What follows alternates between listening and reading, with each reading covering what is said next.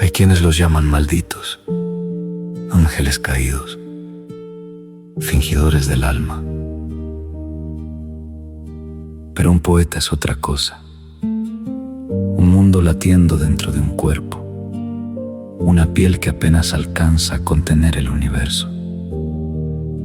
Escucha donde otros callan, nombra lo invisible y convierte el dolor, incluso el propio, en palabra viva. Porque la poesía no es un oficio, es una forma de existir. Esto es Voces del Mirador. Bienvenidos. Hola, ¿qué tal amigos? Bienvenidos una vez más a este segundo latido de Voces del Mirador, la vida detrás del verso. Hoy, como siempre, recorreremos la vida de un poeta. Nos adentraremos en sus experiencias, en sus sensibilidades. Así que los invito a que se pongan cómodos. Si desean, cierren los ojos, escuchen su propia respiración, porque este espacio está diseñado para que usted no solo oiga, sino que a través de los versos y las palabras pueda emprender un viaje a través de la poesía, pero también a través de esa biografía escondida detrás de los hombres y mujeres que escriben versos y que a través de sus versos cuentan vidas, emociones, sentimientos, que se dejan arrastrar por ese río caudaloso de las palabras para encontrar en lo recóndito de cada adjetivo, de cada sustantivo, de cada verbo, su propia existencia y la existencia de otros y los dolores de los otros y las alegrías de los otros. Esto es Voces del Mirador. Hoy con un segundo latido, hoy tendremos un poeta colombiano, así que dispónganse a conocer esta vida y esta obra. Los invito a recorrer la poesía de este nuevo autor.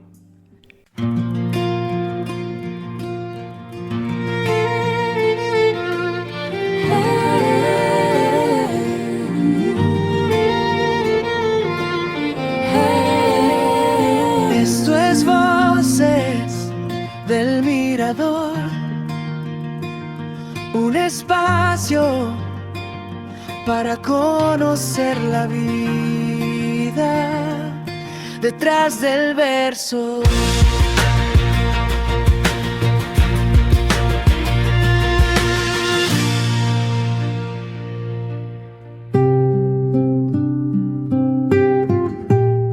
Hoy vamos a caminar, pero no por un camino cualquiera. Vamos a recorrer una vida. Como siempre, no diremos su nombre todavía, porque hay nombres que es mejor anunciarlos a través de sus sombras, de sus abismos, de sus heridas antiguas, de las verdades que incomodan. Imaginen por un momento un pueblo entre montañas, con neblina descendiendo lentamente sobre los cafetales, con campanas que marcan las horas y con una fe que parece inquebrantable. Ahora imaginen a alguien que nace allí, nuestro poeta, pero que no encaja, un hombre que desde joven sintió que el mundo estaba construido sobre certezas frágiles, un hombre que escribiría no para agradar, sino para romper. Hoy los invito, aquí en Voces del Mirador, a escuchar con otra atención, no solo con el oído, sino con esa parte de ustedes que alguna vez dudó de todo. Este es el latido número 2. Y lo que viene, queridos oyentes, no es solo poesía, es una vida que arde. Escuchemos esta semblanza del poeta y tratemos de descubrir de quién se trata a través de sus versos.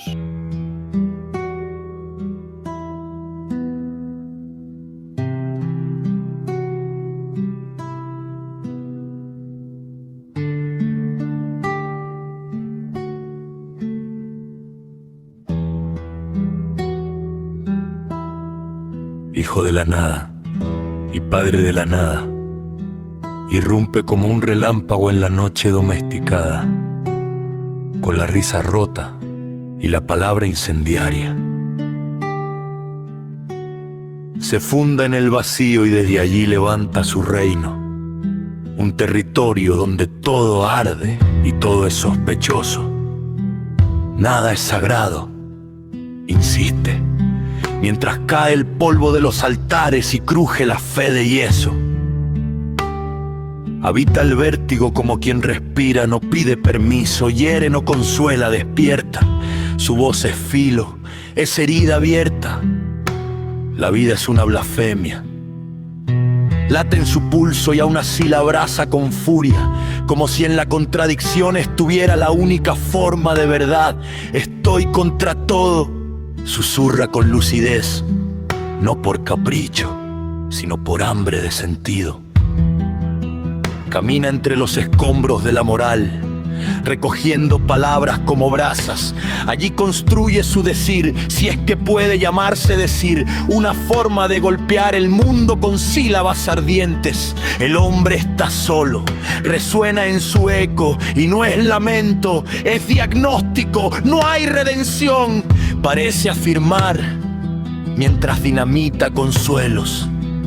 Se ríe de los dioses y luego los busca en la madrugada. Niega para creer de otro modo. Destruye para empezar. Dios ha muerto en mí. Vibra en su sombra, pero enseguida otra chispa responde y yo lo busco. En su mirada hay locura, sí, pero también una claridad insoportable. Soy libre en mi condena. Se confiesa y hace de su caída un método. Nadaísta hasta el hueso, incendia la lengua para que diga lo que duele. La palabra es fuego, deja caer y cada sílaba quema. No escribe para gustar, escribe para abrir grietas. No vine a agradar, parece advertir mientras el mundo se incomoda y despierta. Así atraviesa la historia, maldito por necesidad, perturbador por precisión, genial por exceso, y en cada frase deja una cicatriz encendida. Todo es nada, vuelve a decir, pero en esa nada respira, arde y permanece. Bueno, imagino que muchos de ustedes lograron reconocer sus versos, su palabra, su forma de arder. Ahora sí, dejemos que el nombre tome forma. Gonzalo Arango. Nació el 18 de enero de 1931 en Andes, Antioquia, un territorio de montañas profundas, donde el verde parece no terminar nunca y donde la tradición pesa tanto como el silencio. Creció en una familia numerosa, en un ambiente profundamente religioso, donde las normas no se cuestionaban, se obedecían. Fue el último de los hijos, el número 13, hijo de Francisco Arango, el telegrafista del pueblo, y Magdalena Arias. Ingresó a los 7 años a estudiar, pero tuvo serios problemas para aprender a leer y a escribir. Vaya contradicción. Esto lo llevó a terminar la primaria hasta los 14 años. Él mismo definiría su infancia como un tránsito entre el bienestar del campo y el horror de la escuela. Por eso prefería alejarse a los ríos, a las quebradas, a encontrar su espíritu en los Andes, en esas montañas que sentía cercanas, más cercanas que su escuela. Algo en él comenzó a inquietarse. Porque hay personas, queridos oyentes, que desde muy temprano sienten que el mundo no basta. Y Gonzalo, con su sensibilidad dolorosa, empezó a cuestionar su propia vida y la vida de todos. Escuchemos ahora en Voces del Mirador este poema, Mi vida, publicado en el libro 13 Poetas Nadaístas, que se publica en 1963 y que posteriormente también se recoge en la recopilación obra negra de 1974. Mi vida es una confesión. No lo escuchemos solo como un poema, sino que dejemos que su propia voz nos cuente de su respiración, de su herida abierta. Mi vida. Nací en un pueblo sin gloria que se hará famoso por mi nacimiento hace 30 años y muchos meses. No soy casado porque tengo fe en que el amor durará toda la vida y porque amar es mi manera de ser libre. Soy hostil al amor comprometido y a la literatura comprometida, pues en ambos casos la belleza pierde su independencia. No tengo títulos ni menciones de honor. Estuve a punto de ser abogado, pero cierta inclinación a torcerlo todo me desvió del derecho. La línea de mi vida, según los astros, es una línea curva, difícil y que conduce a la gloria. Salí del inmenso anonimato fundando el nadaísmo para restituir a la nada su condición rebelde y a mi vida una razón de vivir entre los signos apocalípticos y nihilistas de mi tiempo. Pienso que la sociedad en sus períodos de crisis levanta mitos para no dejar hundir el prestigio del espíritu.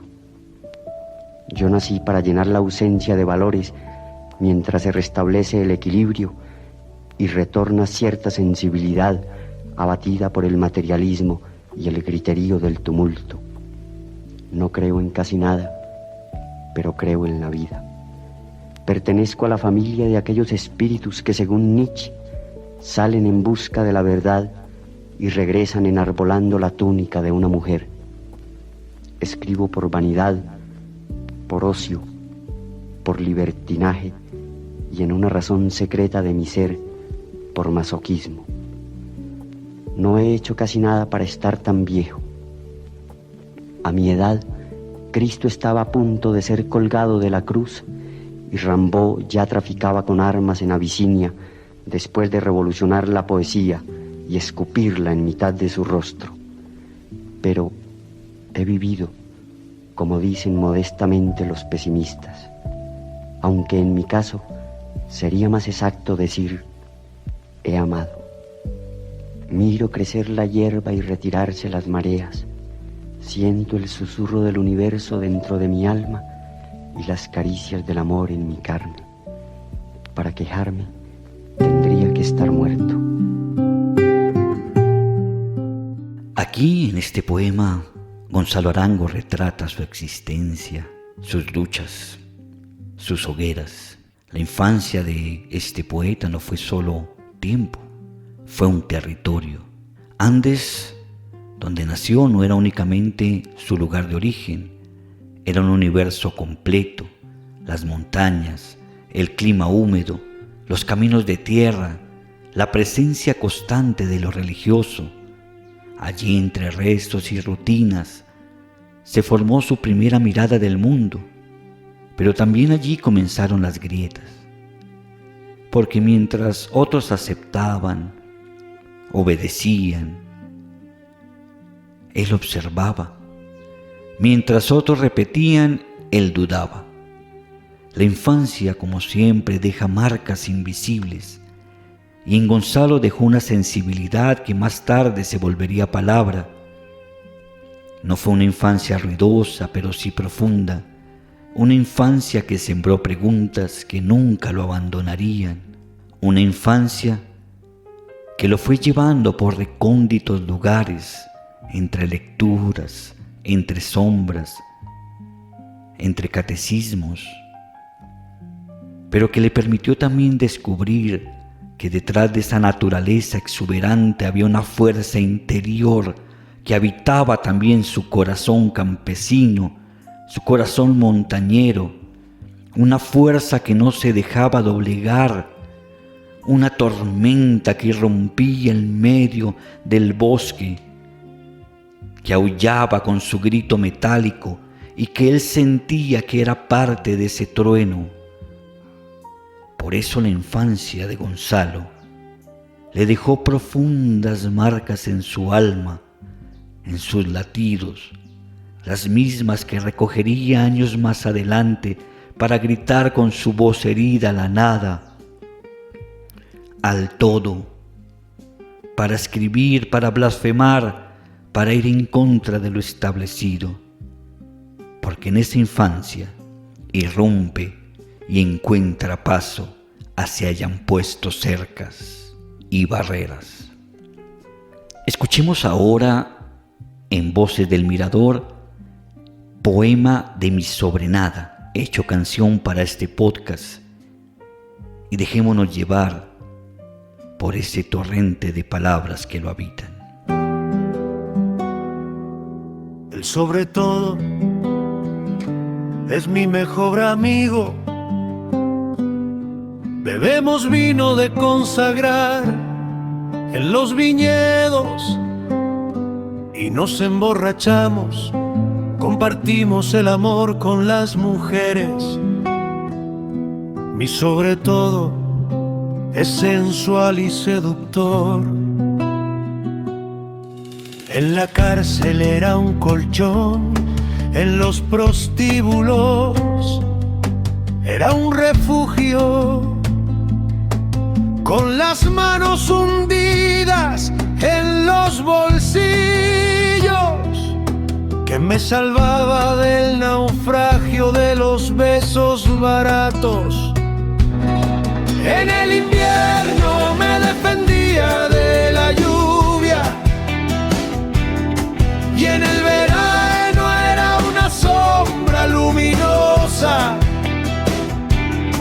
Mi sobre todo era una incitación voluptuosa a la pereza, al calor, al heroísmo, al amor, al invierno.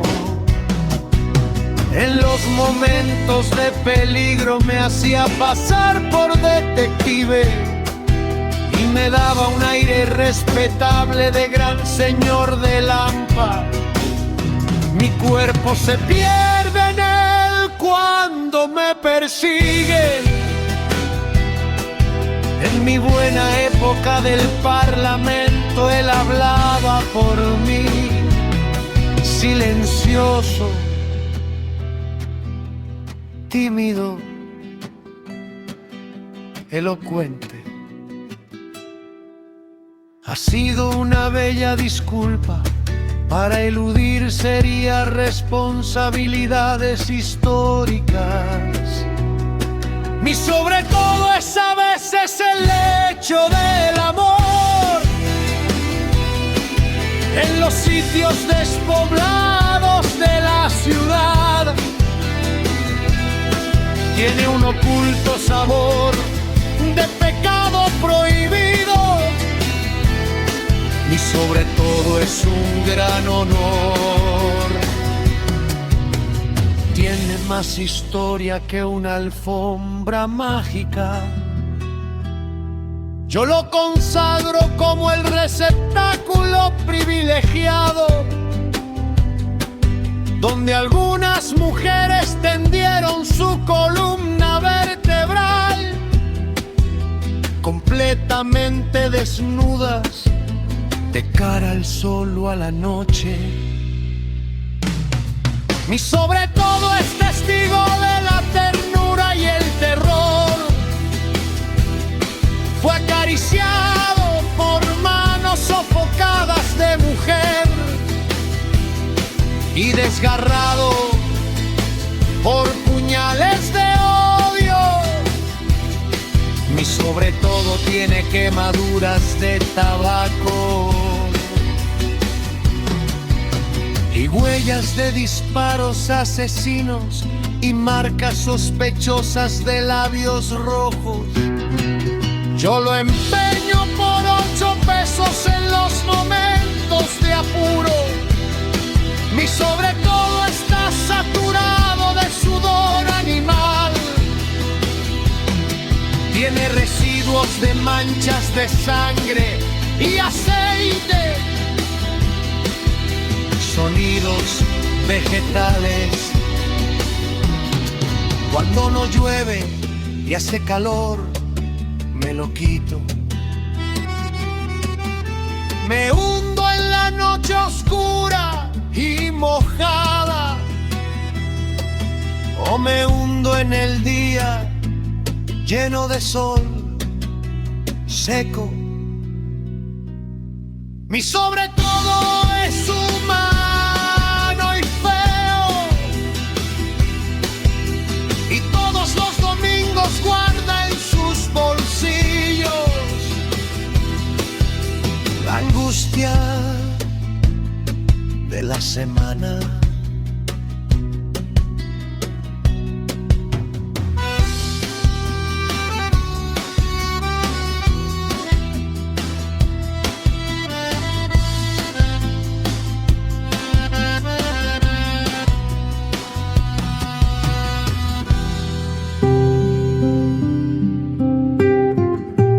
Bueno, y después de esta infancia venimos a esa juventud, a esa incendiaria conciencia.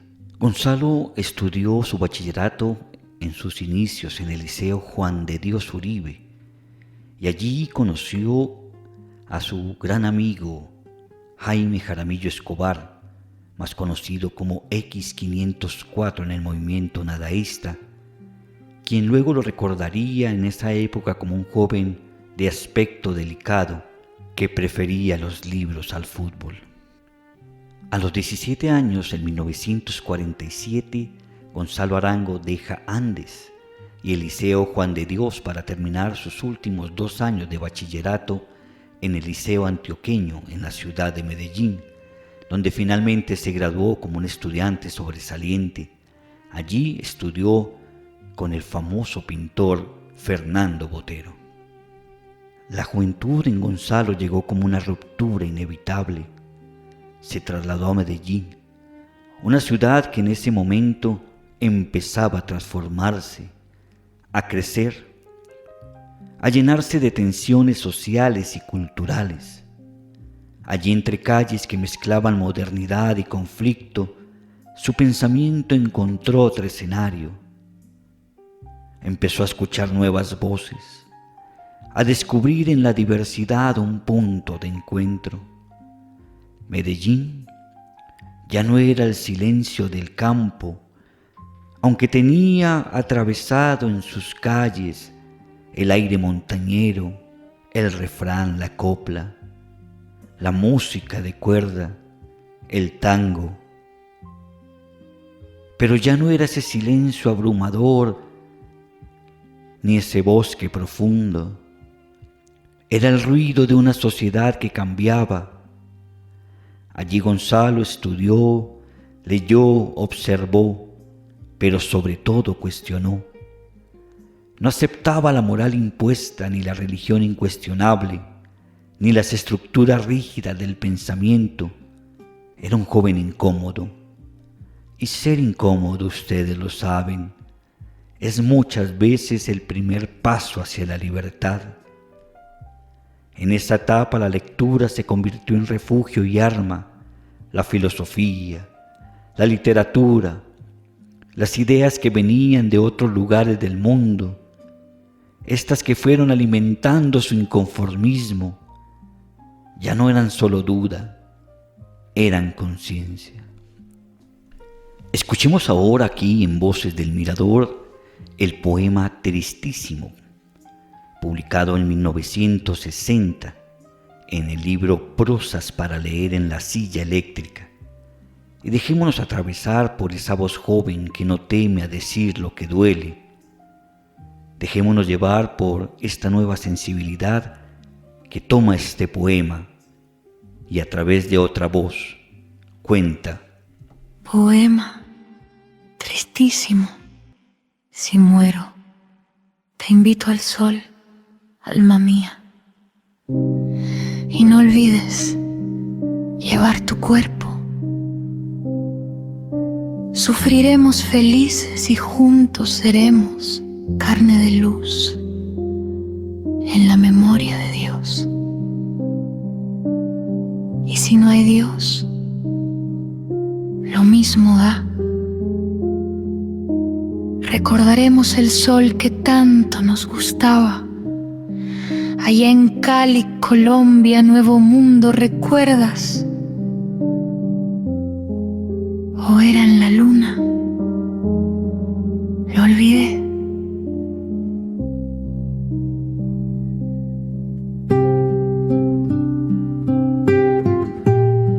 Bueno, queridos oyentes, llegamos al momento de la vida adulta de este poeta. Pero la adultez en Gonzalo Arango no llegó como una estabilidad, llegó como un conflicto.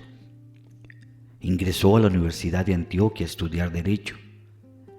Era apenas en apariencia el camino esperado, una profesión, una estructura, una forma de habitar el mundo desde la norma.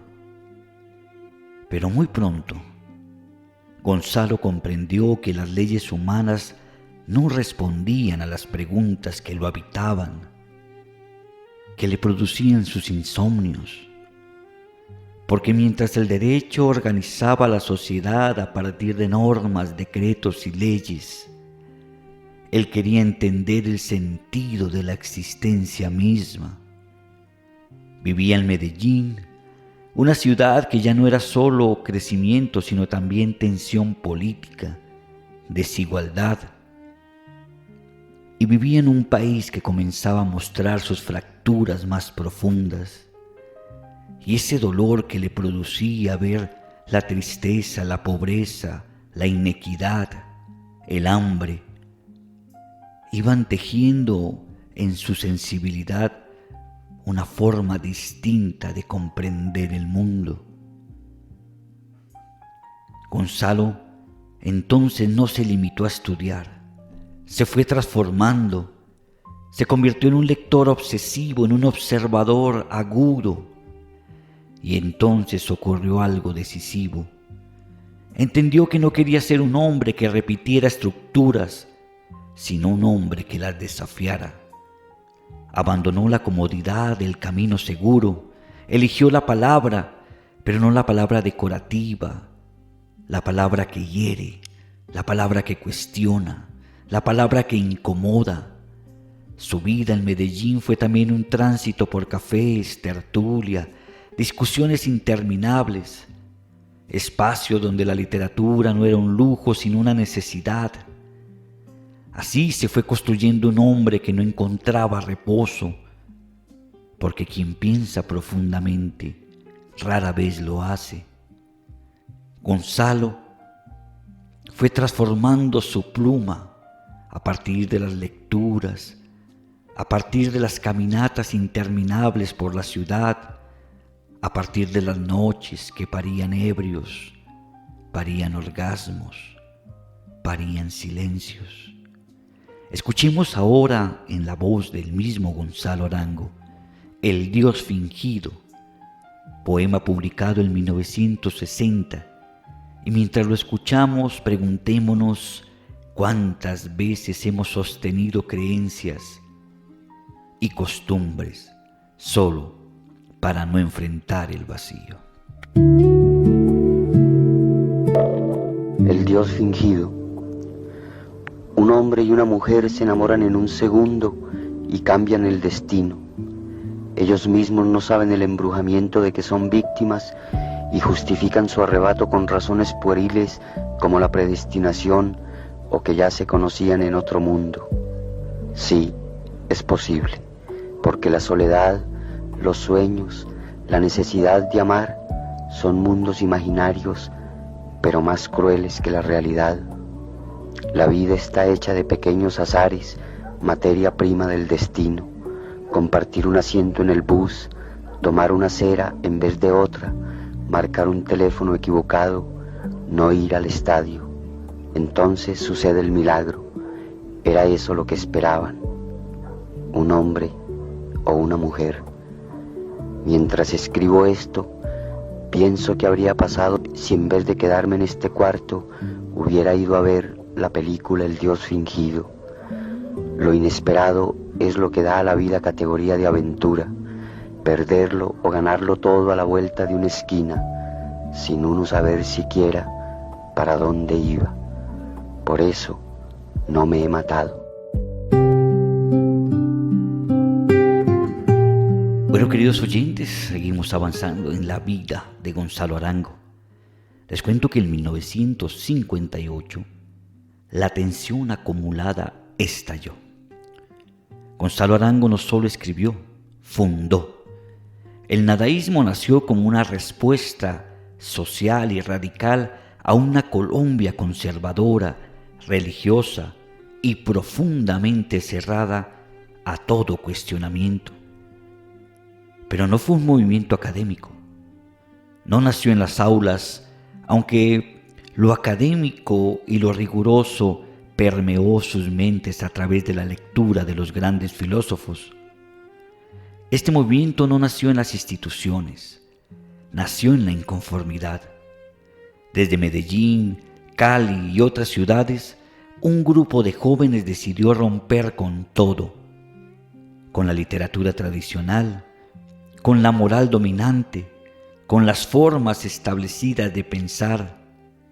El nadaísmo fue un movimiento irreverente, provocador, y que deliberadamente incomodó a la sociedad, que fue tumbando poco a poco los preceptos, las estatuas, los héroes, los poetas encumbrados que desde la palabra tomaban decisiones en lo social, en lo académico y en lo político. Quemaron libros, escribieron manifiestos, escandalizaron a la sociedad. Pero no era un gesto vacío, era una forma de decir: no aceptamos un mundo que no cuestiona su propia verdad. Entraban a las iglesias y en libros de Nietzsche o de Sartre ponían las hostias sagradas, disrumpían, contradecían, escandalizaban. Y a partir de esa publicidad que se iba generando, a partir del espectáculo, a partir de lo grotesco, a partir de lo incómodo, fueron tejiendo un grupo de jóvenes una propuesta literaria, aguda, capaz de decir la verdad a la cara, capaz de elevar una voz inconforme y genuina que fue calando en esa sociedad conservadora y que le fue dando a los jóvenes un camino distinto para comprender su propia realidad. Gonzalo fue su voz principal, su guía, su provocador. Escuchemos ahora un poema hecho canción para este podcast. Un fragmento del poema Los Nadaístas, de la antología Obra Negra, publicada en 1974. Y queridos oyentes, sientan cómo la palabra deja de ser texto y se convierte en acción, en resistencia, en un latido colectivo.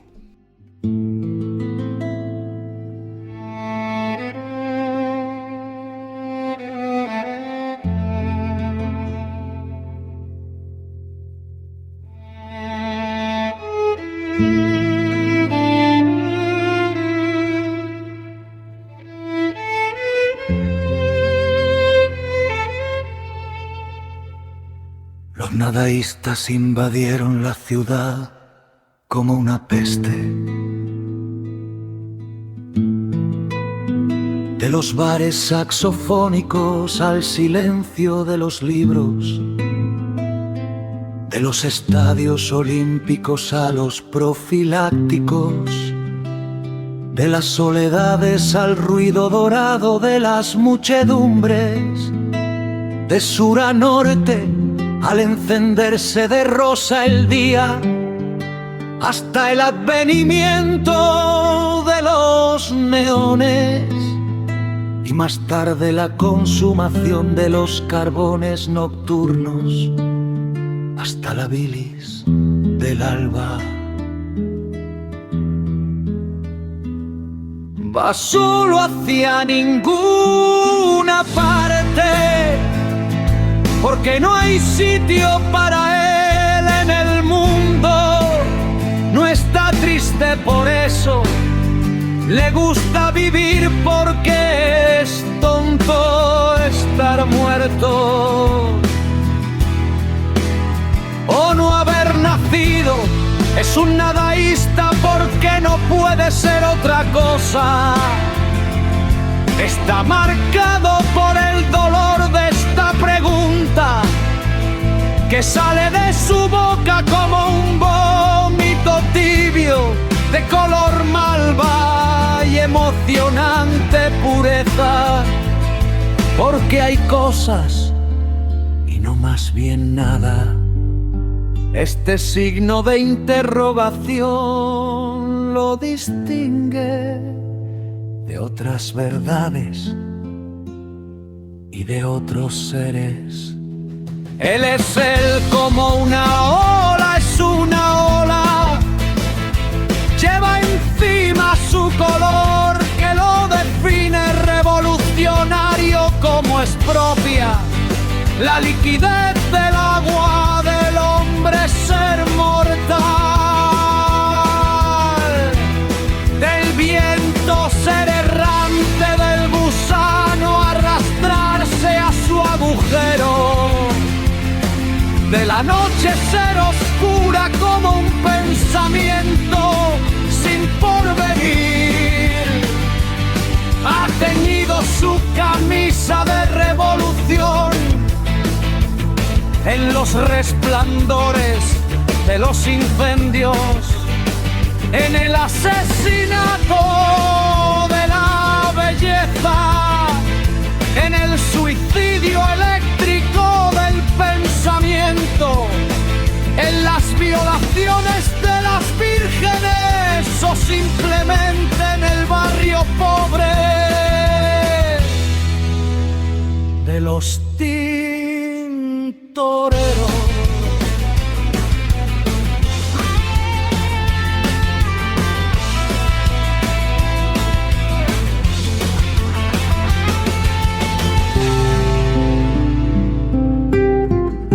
Escuchábamos este impresionante testimonio, este fragmento del poema Los Nadaístas, y con la fuerza del arreglo musical ingresamos a un viaje irreverente donde la palabra es ácida, aguda, locuaz, inteligente.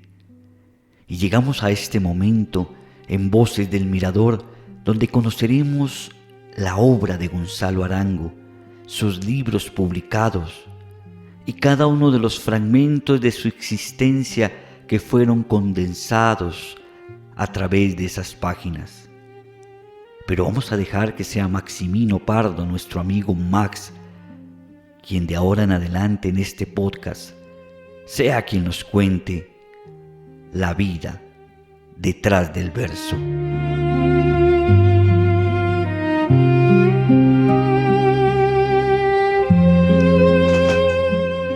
Hoy un invitado muy especial, el periodista, escritor, dramaturgo y poeta colombiano Gonzalo Arango Arias, quien encendió la palabra como quien lanza una piedra contra el cielo de las costumbres, y en ese estallido nació el primer manifiesto nadaísta. Corría el año de 1958. No un libro, sino una herejía inaugural, un grito que desnudó a la moral y puso a temblar los altares de la patria. Allí la nada no era vacío, sino dinamita.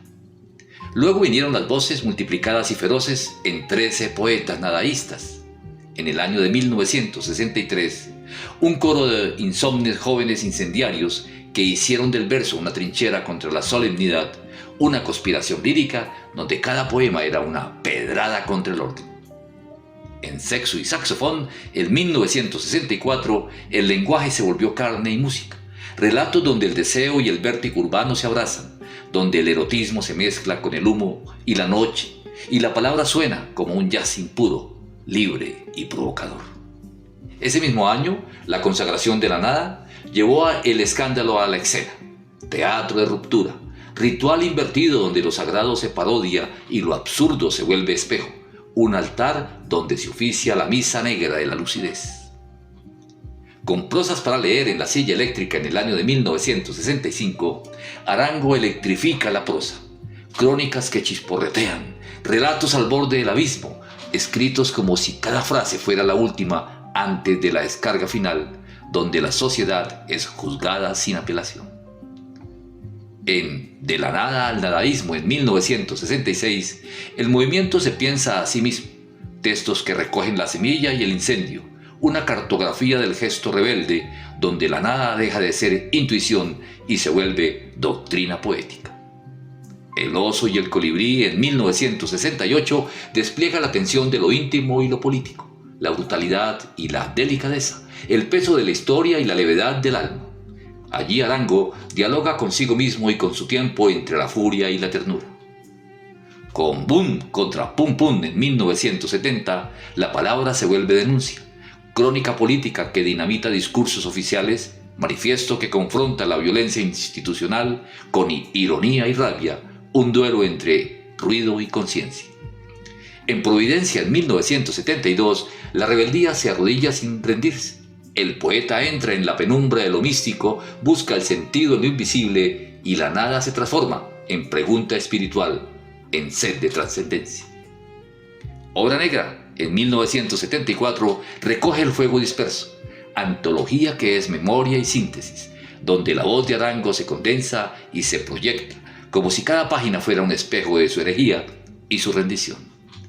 Y finalmente, Fuego en el altar, en 1974, La llama última, el giro hacia lo sagrado sin abandonar la duda.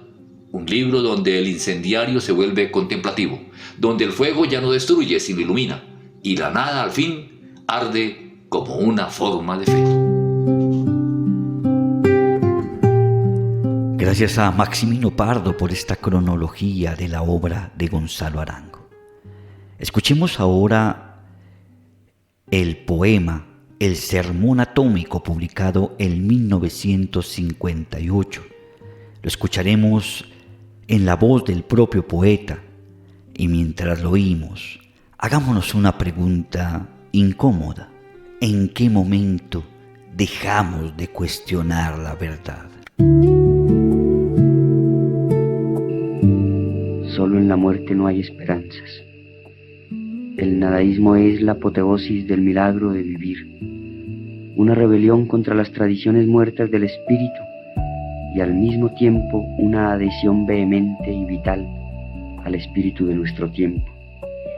Crecer bajo el sol, bendecir este mundo, vivir plenamente todos los apetitos, ser carne fértil para las tentaciones, realizar sin economía los impulsos vitales de nuestro ser, rebelarnos contra los dogmas opresores de la razón, de esa moral estoica que predica la resignación y las compensaciones después de la muerte.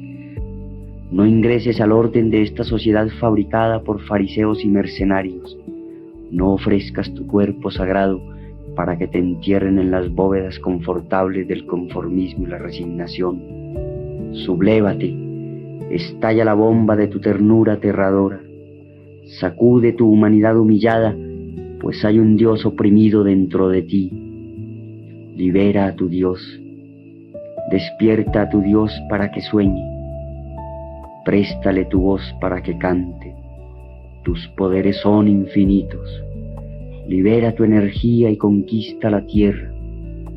No reconozcas el poder de los poderosos, ellos solo cuentan con sus armas, pero hay en ti un poder indestructible. Te pueden acribillar a balazos, encarcelar, degradar, pero serás invencible si no te rindes a su mentira. Entonces no te queda sino un camino, vivir en cuerpo y alma, solo eso te salvará. A esa pasión de vivir yo la llamo inmortalidad. Ya sabes cuál es el secreto, serás un Dios cuando seas verdaderamente un hombre. Cuando resucites del foso pútrido de resignaciones y cobardías que es tu vida, en el que ese hombre posible que eres yace cautivo.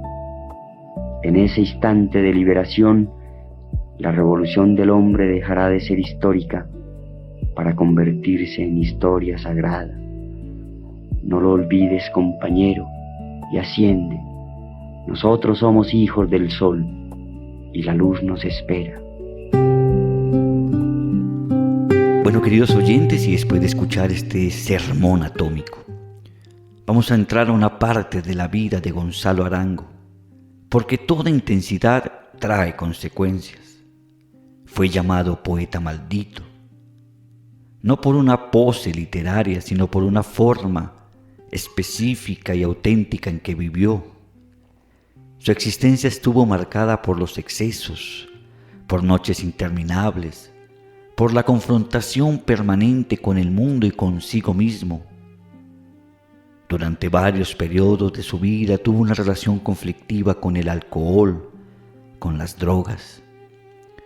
Y ese universo bohemio y caótico rodeó buena parte del movimiento nadaísta, pero reducirlo únicamente a eso sería simplificar demasiado a un hombre, a un poeta profundamente contradictorio, sensible y desgarrado, a un ser capaz de controvertirlo todo, porque detrás de ese escándalo había también un ser humano herido, un hombre que muchas veces parecía luchar contra su propio vacío.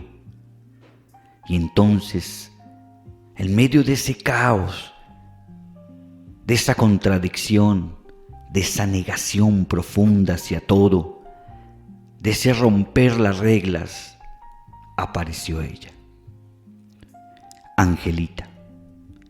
Su encuentro significó un giro importante en la vida del poeta, porque Angelita no fue solamente una compañera sentimental, fue refugio, conversación, silencio. Y por qué no decirlo, en un alma tan contradictoria fue equilibrio. Con ella Gonzalo comenzó a apartarse lentamente de la violencia verbal y de la destrucción absoluta que antes defendía con fervor. Pero, por supuesto, ese cambio no fue bien recibido por todos. Podríamos decir que por muy pocos. Muchos de sus amigos seguidores lo acusaron de haberse traicionado, lo llamaron burgués, místico, domesticado. El mismo hombre que había incendiado símbolos, que había insultado a la tradición y desafiado a la iglesia, ahora hablaba del amor, de la contemplación, del espíritu. Redimía a Cristo y su obra en su poesía, y las críticas fueron duras, porque el público suele perdonar el escándalo, pero rara vez perdona la transformación. Gonzalo Arango comenzó a reconciliarse con ciertas preguntas esenciales. Se acercó a lo espiritual, aunque no desde el dogma, sino de la experiencia íntima de quien ha atravesado el abismo. Ya no era únicamente el joven que gritaba contra todo, era un hombre cansado, lúcido, vulnerable, alguien que comprendió que destruir estructuras puede ser un acto liberador, pero que después de las ruinas también hay que aprender a vivir y a construir y a edificar. Y quizás allí nació su revolución de las manos, una mano y otra mano, y todas las manos juntas y unidas. Somos una revolución de manos. En esa contradicción profunda, en esa batalla entre el fuego y la calma, entre la rebeldía y la necesidad de sentido, es donde Gonzalo Arango se vuelve más humano. Escuchemos ahora, en este podcast, Poema Ser, publicado en 1960 y que ahora hacemos canción en este latido. Poema ser. Ser un semáforo bajo la lluvia. Ser un rayo sobre un pararrayo. Ser un papagayo. Ser un aviso luminoso a las 6 de la tarde. Ser un revólver y una bala. Un enemigo peligroso, un día cualquiera en la hoja del almanaque. Unos hilos de lluvia sólida, un poco de frío, un edificio mojado de 14 pisos bajo la lluvia. El cielo hace su propia revolución. Los hombres se esconden de miedo en los recintos cerrados, en los aleros, en los escampavías. Ser la velocidad de un automóvil, ser el comandante de la revolución celeste.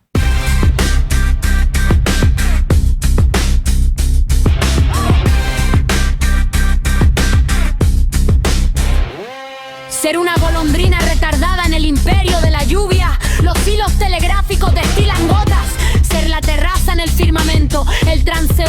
no puede llegar tarde a su trabajo, la novia que va para una cita de amor, la motocicleta estacionada en la mitad de la calle, ser la basura que corre, los vidrios resfriados, el calor dominado, ser como mi mujer que me invita al lecho por su cuenta, ser un instante en compañía de otro instante cualquiera, ser una carta abierta, un telegrama sintético con una mala noticia, el pedal de un dentista, un arroyo que pasa sin inmutarse, por las hojas que lleva a la desembocadura, una sumadora de besos, una restadora de dudas, una multiplicadora de instintos bajos, una divisora de penas, ser el premio mayor de la lotería, un florero con anémonas y gladiolos, una flor de saúco, una hoja de verbena, un pistilo estambrado, una declaración de guerra,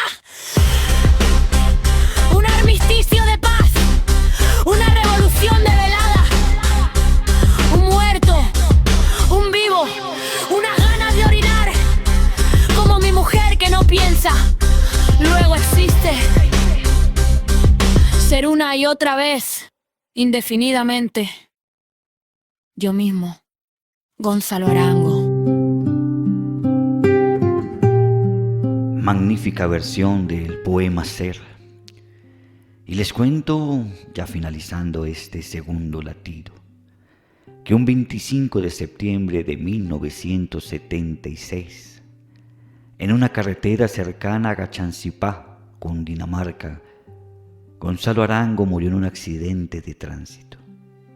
Una muerte inesperada como muchas de las vidas intensas. Una muerte que se volvió ritual. Una muerte que se volvió misterio, mito, leyenda. Porque su historia no terminó ahí. Hay hombres que desaparecen físicamente, pero que permanecen en las ideas, en los textos, en las preguntas, en su manera de incomodar, de controvertir, de negar.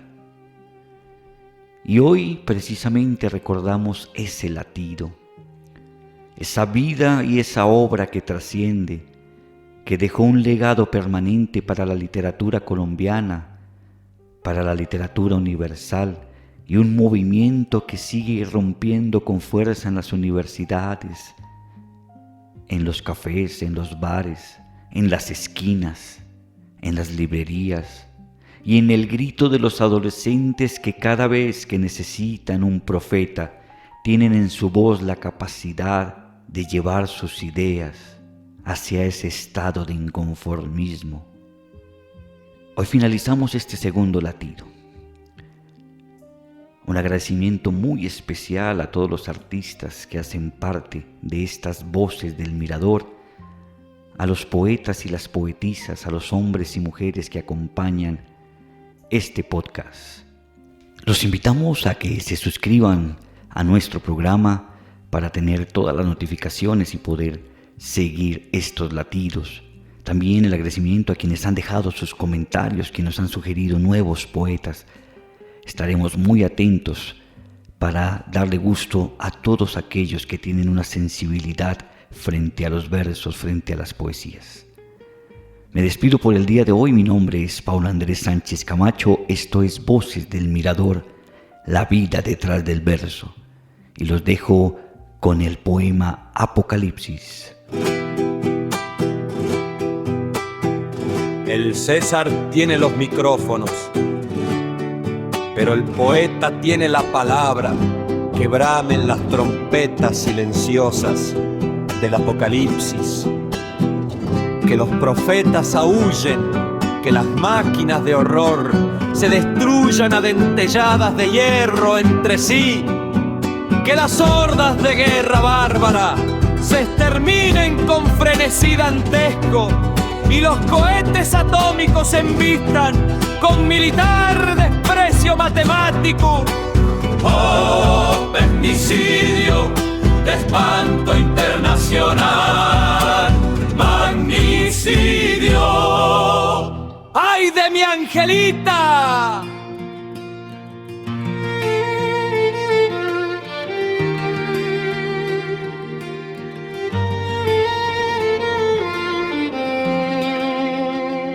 Esto es Voces del Mirador, un espacio para conocer la vida detrás del verso.